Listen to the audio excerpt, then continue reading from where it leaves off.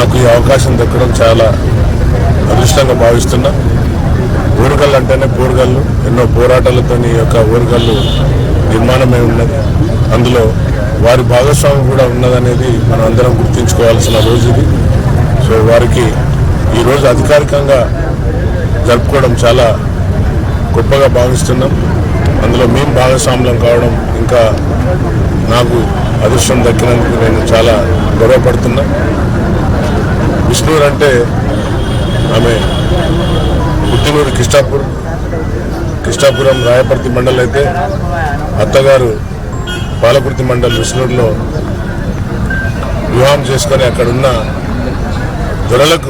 దొరలు మరియు ఏదైతే రజాకారులను ఎదిరించి మొదటి కామ్రేడ్స్ లాగా పోరాడిన వంట కాబట్టి వారిని స్మరించుకుంటూ ఇంకా మనం ఆదర్శంగా తీసుకొని ప్రశ్నించే గొంతు లేకుంటే కష్టం. కాబట్టి తప్పు ఎక్కడ జరుగుతుందో అక్కడ ప్రశ్నించే తత్వం నేర్చుకోవాలనే స్ఫూర్తితో మనం అందరం కూడా ముందుకు వెళ్ళాలని కోరుకుంటూ ఈ అవకాశం ఇచ్చిన అందరికీ కూడా ధన్యవాదాలు.